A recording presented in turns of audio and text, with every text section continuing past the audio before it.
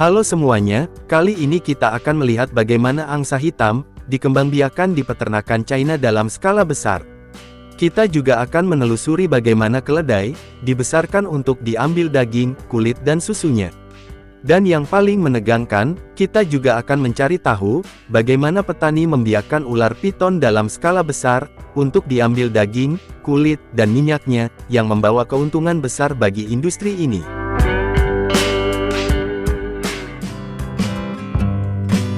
Angsa hitam telah lama dianggap sebagai simbol kelangkaan, keanggunan dan cinta abadi dalam budaya banyak negara di seluruh dunia.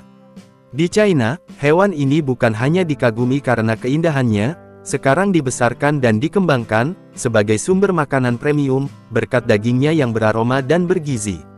Jadi bagaimana sebenarnya proses membesarkan angsa hitam untuk makanan? Sekarang mari kita cari tahu bersama dan menjelajahi peternakan angsa hitam di China ini.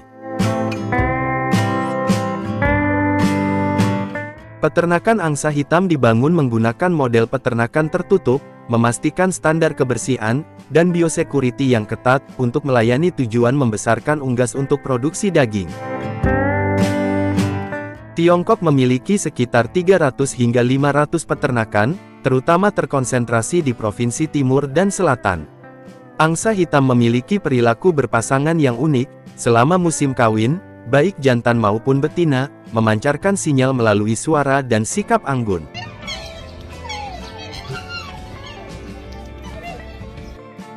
Selama setiap siklus perkembangbiakan, angsa hitam betina biasanya bertelur antara 4 hingga 8 telur, baik jantan maupun betina bergiliran mengerami telur selama periode 35 hingga 40 hari. Ketika anak-anaknya menetas, mereka dirawat dengan hati-hati oleh petani, dan terutama diberi makan makanan berdaun hijau, dan pakan yang diformulasikan untuk mendukung perkembangan fisik mereka, dan meningkatkan sistem kekebalan tubuh angsa. Saat mereka dewasa, angsa hitam diberi makan makanan khusus, pakan pelet dipadukan dengan sayur-sayuran segar. Pakan ini tidak hanya memenuhi kebutuhan energi tinggi mereka, tetapi juga membantu menjaga bentuk tubuh mereka yang elegan, dan ciri khas bulunya yang berkilau.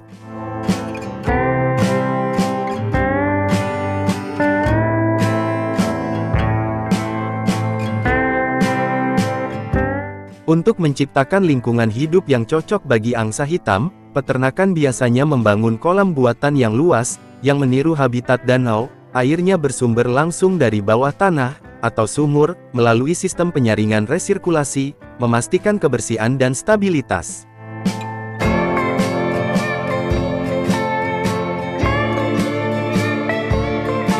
Untuk menjaga kebersihan kolam, air diganti sekali atau 2 kali, dalam 1 minggu, tergantung pada kepadatan stok, dikombinasikan dengan pembersihan kolam secara teratur, untuk menghilangkan kotoran dan alga. Air tidak hanya membantu mengatur suhu tubuh, dan mendinginkan angsa selama musim panas, tetapi juga menyediakan lingkungan bagi mereka, untuk bergerak melatih otot-otot mereka, dan menjaga bulu-bulu mereka yang ramping dan berkilau. Angsa hitam dapat dipanen setelah sekitar 7-8 bulan pemeliharaan, setelah mereka mencapai berat rata-rata 3,5 hingga 5 kg masing-masing. Sebelum diangkut, setiap angsa ditempatkan dengan hati-hati ke dalam wadah khusus, peti jaring-jaring untuk memastikan keamanan, dan mencegah stres atau cedera. Peti-peti tersebut kemudian disegel dengan aman, dimuat dengan rapi ke kendaraan pengangkut, dan segera dipindahkan ke fasilitas pemrosesan. Dengan model pemeliharaan 1000 angsa hitam per tahun, seorang petani bisa mendapatkan keuntungan bersih, berkisar dari $40.000 hingga $60.000 per tahun. Dalam makanan premium, pasar angsa hitam kebanyakan dijual utuh, setelah dipanen untuk menjaga nilai estetika penuh mereka, dan memastikan kualitas daging selama pemasakan. Setelah pencabutan bulu dan pemrosesan awal, angsa hitam biasanya direbus utuh dalam air bersuhu tinggi, untuk mempertahankan rasa manis alami daging di setiap gigitan. Ini adalah langkah pra-memasak penting, yang membantu menghilangkan bau, dan mempertahankan warna khasnya, mempersiapkannya untuk tahap selanjutnya seperti menumis, memanggang, atau mengasinkan. Bagian angsa hitam yang paling berharga biasanya adalah dada dan paha, yang memiliki jumlah daging yang banyak. Daging angsa hitam sangat dihargai karena kandungan nutrisinya yang kaya akan protein, zat besi, dan vitamin B, dibandingkan dengan ayam dan bebek biasa. Orang-orang di China mengatakan bahwa daging angsa hitam tidak hanya beraroma, tetapi juga menawarkan pengalaman kuliner yang segar dan unik.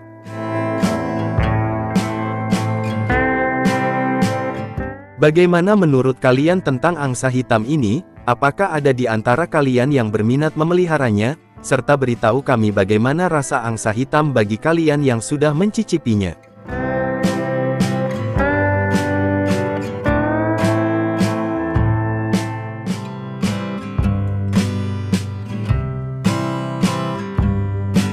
Keledai adalah hewan yang sekilas menyerupai kuda, namun ukurannya lebih kecil daripada kuda. Keledai juga dikenal sebagai hewan yang sangat keras kepala, pekerja keras, dan berharga. Kali ini kita akan menjelajahi peternakan keledai yang ada di China, bagaimana mereka membiarkan jutaan keledai di peternakan mereka, untuk daging, susu, dan kulitnya.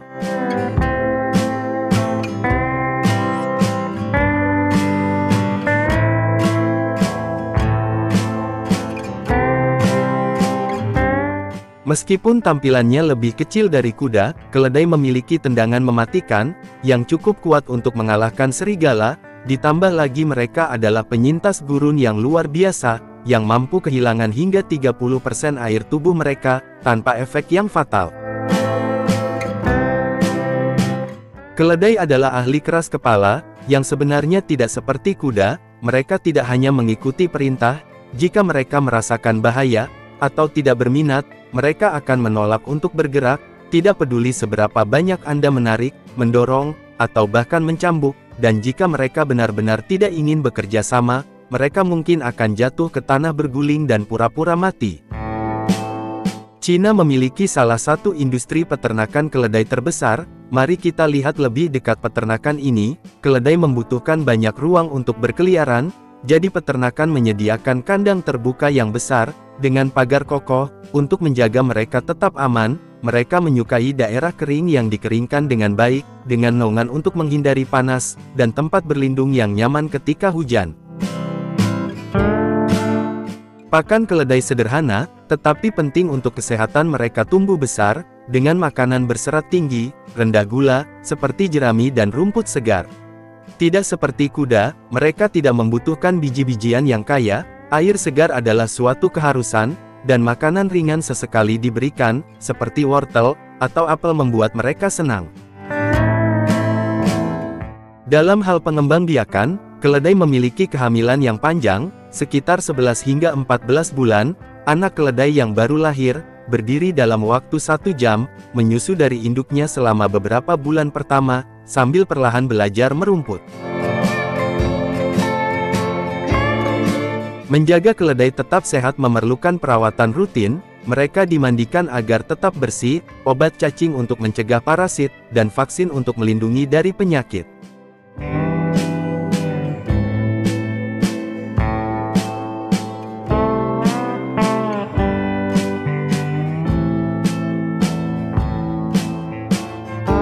Perawatan sangat penting. Petani sering menyikat bulu keledai, menjaga mereka tetap sehat, dan memangkas kuku mereka mencegah rasa sakit dan cedera. Seperti manusia, kuku keledai tidak pernah berhenti tumbuh. Di peternakan kuku mereka dapat tumbuh terlalu panjang, yang menyebabkan ketidaknyamanan, dan masalah mobilitas. Itulah sebabnya, pemangkasan rutin setiap 6 hingga 8 minggu, adalah suatu keharusan. Di Cina, keledai dipelihara tidak hanya untuk pekerjaan, tetapi juga untuk kulitnya, daging dan susu.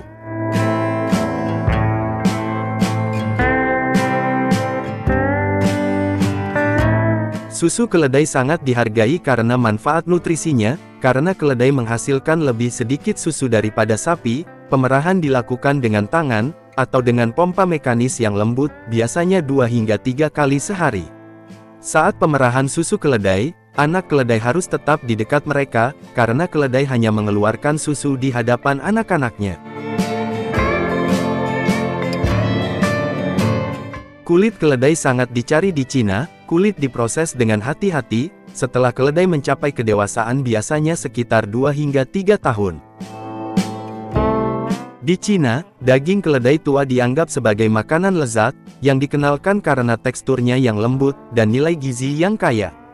Proses penyembelihan dilakukan di fasilitas yang diatur, untuk memastikan kebersihan dan kualitas. Setelah keledai mencapai usia 2 hingga 3 tahun, mereka diproses di rumah pemotongan hewan berlisensi. Daging dipotong dengan hati-hati dengan potongan yang berbeda, disiapkan untuk berbagai kebutuhan pasar.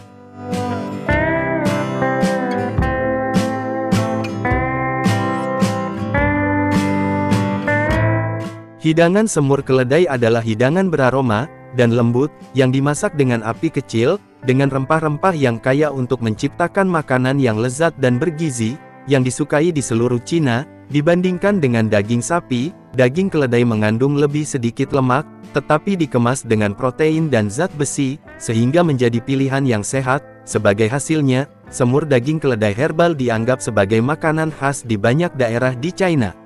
Selain semur daging keledai diolah dengan berbagai cara, termasuk sate panggang, sosis, dan bahkan sandwich daging keledai makanan jalanan yang populer. Hidangan ini dapat ditemukan di restoran-restoran di seluruh China, mulai dari restoran biasa hingga restoran mewah. Nah, bagaimana menurut kalian tentang peternakan keledai ini? Apakah ada di antara kalian yang minat beternak keledai? Dan bagi yang sudah pernah mencicipi daging keledai, beritahu kami seperti apa rasanya.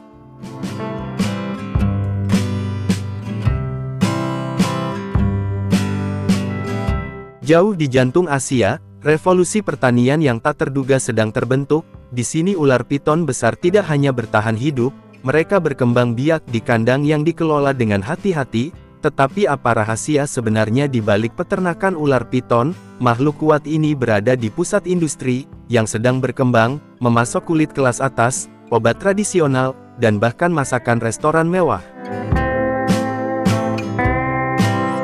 Dengan 41 spesies yang diketahui, ular piton membentuk salah satu keluarga ular terbesar, dan paling beragam di dunia. Tidak seperti banyak ular lainnya, mereka dianggap primitif karena memiliki 2 paru-paru yang berfungsi.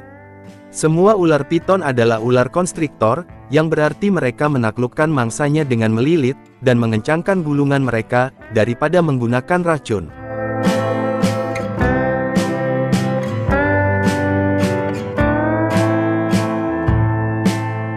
Ular piton dapat hidup selama lebih dari 40 tahun, sementara itu, ular piton memegang gelar ular terpanjang di dunia, yang tumbuh hingga 10 meter panjangnya, dan berat lebih dari 113 kg.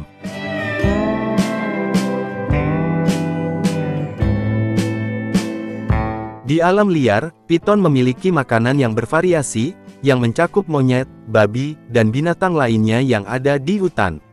Kemampuan mereka untuk memakan mangsa besar, membuat mereka dapat bertahan berminggu-minggu, atau bahkan berbulan-bulan tanpa makan.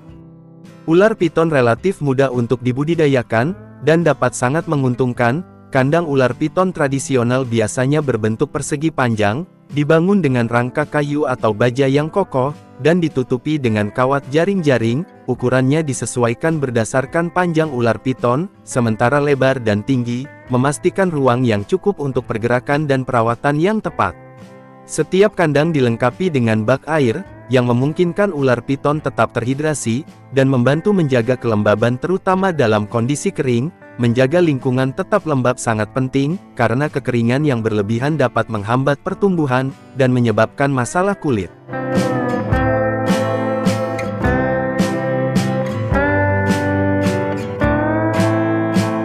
Soal makan, ular piton tidak pilih-pilih, tetapi mereka biasanya lebih suka makanan berdarah panas, seperti ayam, bebek, angsa, kelinci, tikus, dan hewan lainnya. Mereka juga akan memakan daging dari ternak unggas, dan bahkan sisa-sisa dari rumah pemotongan hewan.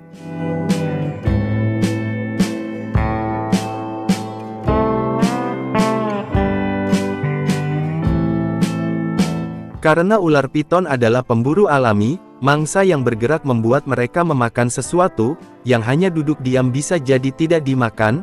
Jadi yang dilakukan petani adalah menggunakan tongkat untuk menggoyangkan makanan seperti hidup. Ini memicu naluri berburu ular piton, dan membuatnya ingin makan. Saat ular piton berburu, itu adalah pemandangan yang cukup mengesankan. Mereka membidik target mereka dengan gigitan, dan kemudian dengan cepat melilitkan tubuh mereka di sekitarnya. Mereka meremas sampai mangsanya mati lemas, dan kemudian mereka menelannya dengan utuh. Gigi mereka melengkung ke dalam, dan rahang mereka sangat fleksibel, yang memungkinkan mereka untuk makan makanan yang sangat besar. Ular piton berganti kulit secara berkala, sebuah proses yang dikenal sebagai molting. Ini terjadi ketika ular itu tumbuh lebih besar dari kulit sebelumnya. Ular piton siap berkembang biak ketika mereka berusia sekitar 2 tahun. Ular piton jantan mencari betina, dengan menggunakan indera penciuman mereka, untuk mendeteksi feromon yang dikeluarkan oleh betina. Ketika mereka menemukan pasangan, pejantan akan melilit betina dan kawin. Proses ini dapat berlangsung dari beberapa jam, hingga beberapa hari. Setelah kehamilan sekitar 3 bulan, mereka siap bertelur. Peternak perlu menyiapkan sarang untuk mereka, biasanya menggunakan hal-hal seperti jerami, atau potongan kain. Seekor ular piton dapat bertelur dari 10 hingga 100 butir. Ular piton betina melingkari telurnya, dan tetap di sana sambil mengawasi telur-telurnya. Namun peternak biasanya akan mengambil induk ular piton dari telur-telurnya. Mereka melakukan ini agar mereka dapat memeriksa telur-telur dengan hati-hati, dan kemudian menaruhnya dalam inkubator. Ini memberi telur-telur itu peluang yang lebih baik untuk menetas. Ular piton yang baru menetas cukup kecil, biasanya sekitar 100 gram beratnya, dan 40 hingga 60 cm panjangnya. Begitu menetas, mereka siap untuk menjelajahi dunia. Peternak mengawasi mereka dengan ketat, membersihkan kandang mereka secara teratur, dan begitu mereka sedikit lebih besar dan lebih mandiri, mereka akan dipindahkan ke tempat mereka sendiri yang terpisah.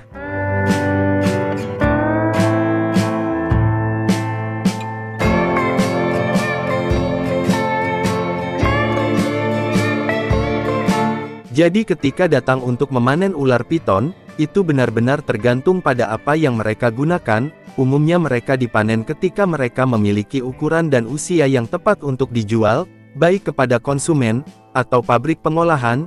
Jika mereka cukup besar dan sehat, sekitar 5 hingga 6 kg, mereka mungkin dijual untuk pembiakan. Sementara ular piton yang dipelihara untuk daging, biasanya siap setelah sekitar 8 bulan hingga 1 tahun, dan jika seseorang mencari ular piton peliharaan, mereka akan jauh lebih memilih satu dengan ukuran, warna, dan corak.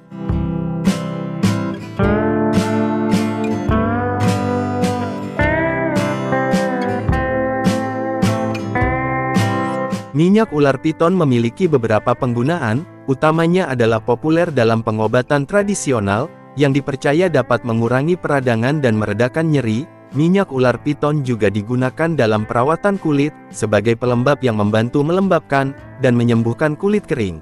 Kulit ular piton sangat penting dalam industri mode, sering digunakan untuk membuat barang-barang mewah, seperti tas tangan, sepatu, dan aksesoris lainnya. Orang-orang menyukainya karena tampilan yang unik, tahan lama, dan eksotis.